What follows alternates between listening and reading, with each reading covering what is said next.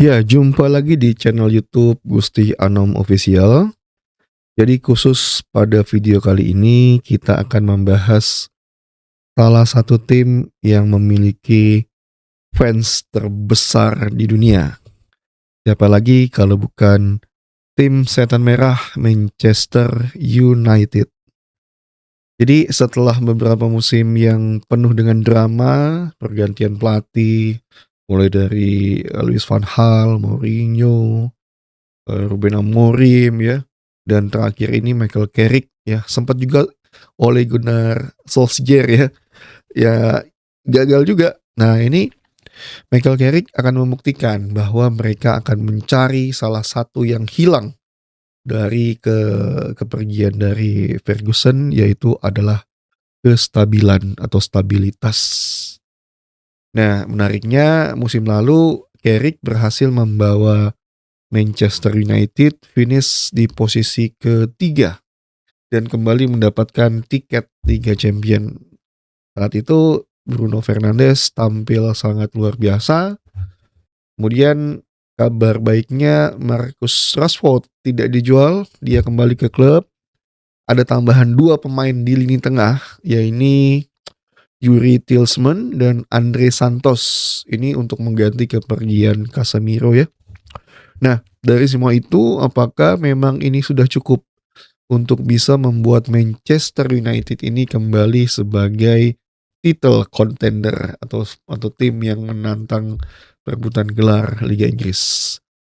Nah, kita akan membahasnya secara mendetail, mulai dari perubahan pelatih, transfer, kekuatan skuad, pemain kunci, kelemahan, dan target paling realistis Manchester United pada musim 2026-2027. Ya, nama pertama yang akan kita bicarakan terkait Manchester United tidak lain dan tidak bukan adalah sosok sang pelatih, yaitu Michael Carrick.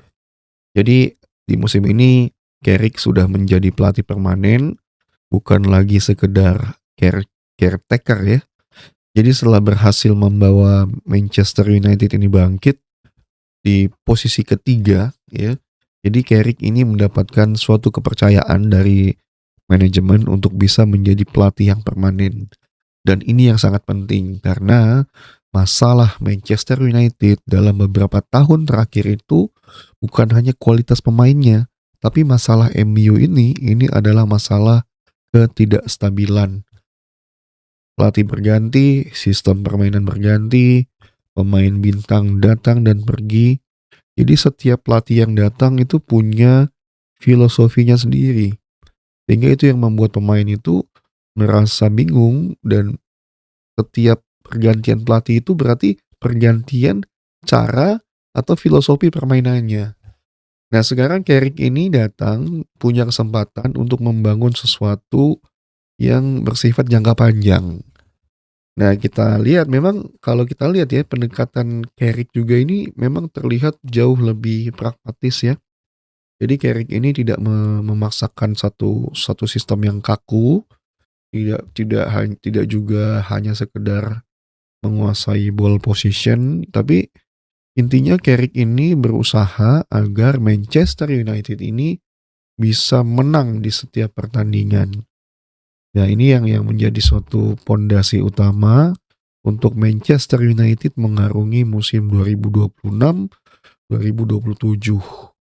Nah, kalau kita belajar dari pengalaman Ole Gunnar Solskjaer, ada tentu saja konsekuensi. Jadi ketika Carrick ini menjadi manajer yang permanen gitu ya, ada semacam ekspektasi khusus dari fans bahwa Carrick ini akan juga membuat MU ini lebih sukses seperti itu. Ya ini yang mungkin menjadi tantangan untuk Carrick, bagaimana bisa menjawab kepercayaan para fans. Musim lalu dia berhasil membawa MU ke posisi ketiga, finish di Liga Champion. Nah tapi musim ini tentu saja harapan fansnya kan musim ini harus lebih baik dari musim lalu. Jadi musim lalu peringkat kedua, musim ini minimal musim lalu peringkat ketiga, musim ini minimal peringkat kedua, atau bahkan kalau bisa menjadi juara Premier League gitu ya, yang sudah lama diidam-idamkan oleh fans fanatik Manchester United. Nah, apakah kira-kira akan bisa? Ya, kita akan saksikan di musim ini. Ya, kalau bicara transfer dari Manchester United pada musim ini, kita lihat ya, ternyata MU ini justru klub yang tidak terlalu agresif. Jadi yang direkrut oleh MU ini hanya dua saat ini, yaitu Yuri Tielemans dari Aston Villa dan juga Andre Santos ini dari Chelsea ya. Jadi artinya memang penggantian di lini tengah ini tujuannya untuk mengganti Casemiro yang sudah pergi ya di akhir musim lalu. Nah, kalau kita lihat Tielemans ini akan memberikan semacam pengalaman ya. Pengalaman karena pemain ini sudah lama berkecimpung di Liga Inggris, tentu saja sudah punya pengalaman yang banyak untuk menghadapi gempuran-gempuran yang mengandalkan fisik di Liga Inggris.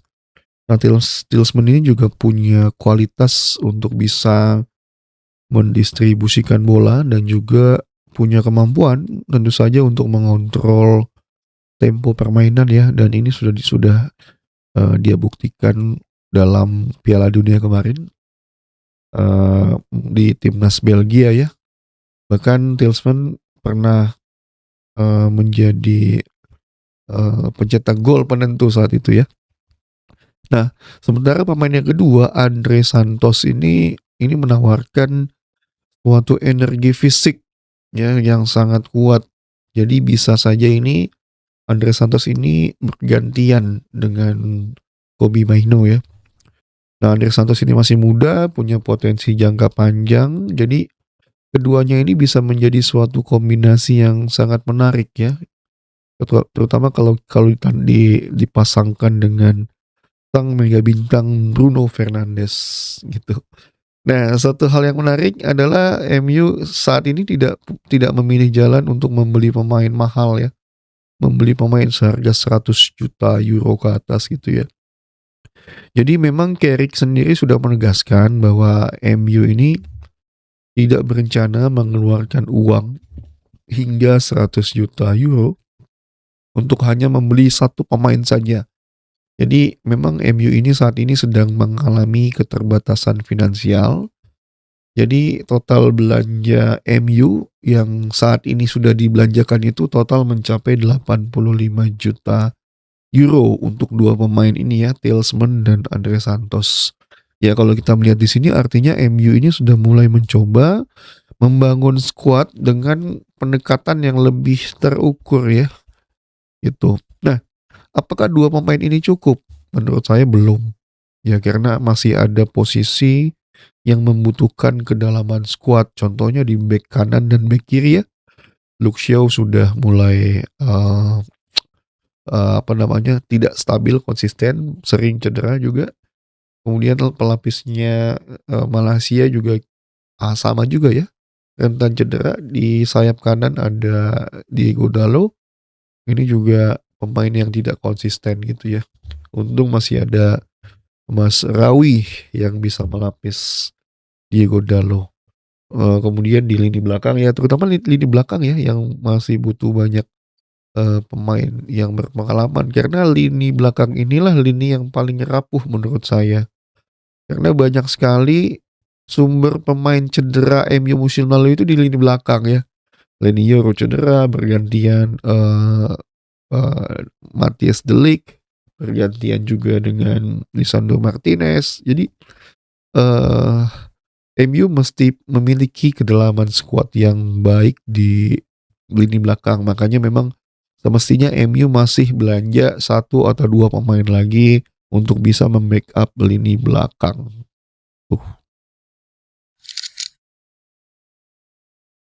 Iya, pemain kunci jelas the one only Bruno Fernandes. Jadi Musim lalu Bruno sudah menjalani salah satu musim terbaik dalam karirnya, bahkan dia mencatatkan rekor assist di Premier League dan juga dia mendapatkan Player of the Season. Nah, ini menunjukkan satu hal bahwa memang MU ini masih sangat bergantung pada Bruno Fernandes. Jadi MU masih sangat bergantung pada kreativitas Bruno gitu ya. Jadi kalau Bruno main bagus, MU juga terlihat bagus. Nah, begitupun ketika Bruno dikunci, tidak mendapatkan ruang untuk memberikan assist atau bisa mencetak gol, ya MU akan kelihatan kehilangan ide bermainnya. Nah, maka ini salah satu PR dari Carrick itu adalah membuat MU itu tidak terlalu bergantung pada Bruno Fernandes. Nah, dengan kehadiran Tielemans dan Andre Santos, saya rasa bisa membackup dari sisi distribusi bolanya ya. Nah, kemudian juga pemain yang menurut saya memiliki kreativitas yang cukup bagus itu ada di diri Matheus Cunha ya. Pemain Brazil ini juga memiliki kreativitas walaupun masih di bawah Bruno Fernandes. Ya, kalau Bruno bisa menampilkan penampilan seperti musim lalu, ya saya yakin MU itu minimal bisa berada di posisi ketiga. Nah, yang kedua adalah comeback-nya Marcus Rashford. Ya, Rashford juga bermain cukup baik ya di Piala Dunia yang lalu gitu. Jadi setelah menjalani masa peminjaman di Barcelona, Rashford itu kembali ke MU untuk bisa mempersiapkan diri di musim baru ini. Jadi situasinya sangat menarik ya, karena Rashford ini merupakan pemain asli dari Manchester United. Dan yang kedua, Rashford ini juga punya hubungan yang cukup baik ya dengan Michael Carrick. Jadi peluang untuk kita melihat aksi-aksi Marcus Rashford ini berseragam United ini masih cukup terbuka. Nah, yang jadi pertanyaan adalah apakah Michael Carrick ini mampu mengembalikan Rashford ke performa terbaiknya? Kalau Carrick ini berhasil, MU ini akan mendapatkan suatu suntikan kreativitas baru, mendapatkan suatu hal yang positif dari Marcus Rashford ya, karena Rashford ini sudah memahami klub MU secara mendalam ya, sudah memahami cara main di Premier League. Jadi dia udah tahu bagaimana tekanan di Old Trafford itu sangat tinggi gitu. Jadi kalau kondisi Rashford ini berada dalam penampilan terbaiknya, ini akan sangat membantu Manchester United untuk bisa memenangkan setiap pertandingan gitu. Itu kuncinya ya, bagaimana Carrick bisa membangkitkan Rashford kembali. Ya, sekarang kita coba bedah skuad dari Manchester United ini satu persatu ya. Nah, kalau kita lihat mulai dari penjaga gawang, ya jelas ya, MU sudah punya penjaga gawang yang bukan Onana ya, yang mantap gitu ya. Nah, kita mulai dari lini belakang ya. Lini belakang kita lihat ada Harry Maguire, ada Lisandro Martinez, kemudian ada Leny Yoro, Luke Shaw, dan Diego Dalot. Ya di sini kalau kita lihat Maguire ya yang menjadi salah satu pemain yang menjaga lini belakang Manchester United ya, walaupun pemain ini kadang naik turun performanya. Jelas kalau misalkan Maguire ini sedang berada dalam top performanya, ini akan meningkatkan kualitas pertahanan Manchester United. Tentunya juga akan ditandemkan dengan Lisandro Martinez yang bermain juga cukup baik di Piala Dunia di Argentina gitu ya. Nah, kita ke lini tengah. Lini tengah ini yang tadi kita bahas ya, Bruno Fernandes. Ini akan menjadi otak permainan Manchester United. Ada Tielemans, Andre Santos. Ini bisa memberikan suatu opsi yang baru buat Michael Carrick ya. Sementara pemain-pemain seperti Kobbie Mainoo ini tetap menjadi bagian penting dari masa depan klub. Nah, kalau kita lihat lini depannya ini udah lumayan oke ya menurut saya ya. Ada Matheus Cunha, Bryan Mbeumo, ada Benjamin Sesko, Amad Diallo, dan jika Rashford ini bertahan, MU punya banyak opsi. Jadi di atas kertas skuad ini sebetulnya cukup menarik ya, cukup menarik skuadnya. Jadi masalahnya bukan lagi apakah MU punya pemain bagus, tapi apakah pemain-pemain bagus ini bisa bermain secara tim. Nah, ini tantangan terbesar Michael Carrick. Nah, dari sisi negatifnya, MU ini kalau kita lihat ini masih jauh dari sempurna. Kenapa? Karena kedalaman skuadnya masih belum sebagus Arsenal atau Manchester City. Jadi musim musim 2026 2007 ini MU juga bukan hanya berlaga di Premier League saja ya, tapi MU juga kembali ke Liga Champion, berlaga juga di Piala FA, berlaga juga di Carabao Cup. Jadi 4 kompetisi membutuhkan kedalaman skuad yang banyak. Artinya pertandingan juga meningkat gitu ya, jadwal makin padat sehingga rotasi ini menjadi sangat penting. Kalau 1-2 pemain cedera, game over. MU bisa mengalami penurunan kualitas yang signifikan gitu. Ya, jadi kuncinya itu MU menurut saya harus kembali ke belanja pemain untuk bisa meningkatkan kedalaman skuadnya. Kenapa? Karena ya itu salah satu kelemahannya. Nah, kalau kita lihat Liga Champion ini ujian MU yang sesungguhnya ya, terutama bagi Michael Carrick gitu. Artinya MU kembali ke Liga Champion ini bukan untuk cuma sekedar hadir menjadi penggembira, tapi MU ini harus bisa membuktikan bahwa mereka itu memang sudah kembali ke level elit gitu. Bukan lagi tim yang menjadi bulan-bulanan tim lain itu. Mereka harus bisa membuktikan bahwa MU ini merupakan tim elit Eropa. Jadi target pertama yang harus mereka lalui adalah lolos ke fase selanjutnya gitu ya. Nah, ini yang harus harus dipikirkan oleh Michael Carrick ya. Nah, kalau kita lihat jadwalnya memang di jadwal ini pertandingan pertama MU akan membuka musim dengan menghadapi Hull City pada tanggal 22 Agustus. Setelah itu melawan Ipswich, kemudian Everton, dan di pertandingan keempat ini ada derby melawan Manchester City. Nah, ini ujian sesungguhnya ada di partai keempat ya.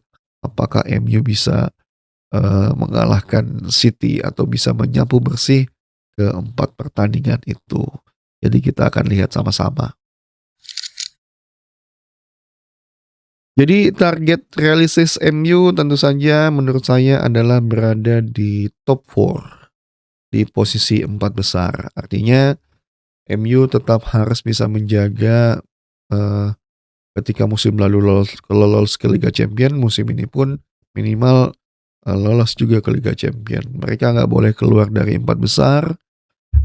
Mereka harus bisa bersaing dalam perburuan gelar Liga Inggris gitu. Bukan berarti harus juara, tapi setidaknya mereka bisa berada di pucuk 4 besar itu hingga akhir musim gitu ya. Itu target paling realistis.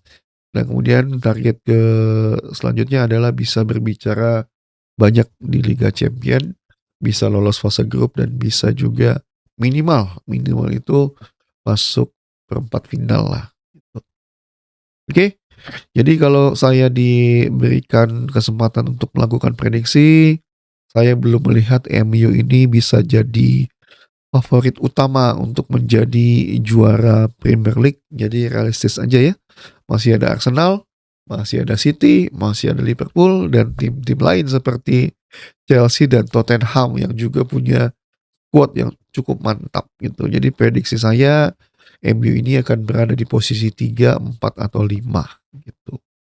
Oke, jadi itu video kita pada kali ini. Kalau kalian suka analisis tentang MU dan juga Premier League, jangan lupa untuk like, subscribe, dan juga aktifkan notifikasi. karena musim 2026-2027 itu akan segera dimulai dan perjalanan MU untuk kembali ke puncak pasti akan menjadi salah satu cerita terbesar di musim ini. Sampai jumpa.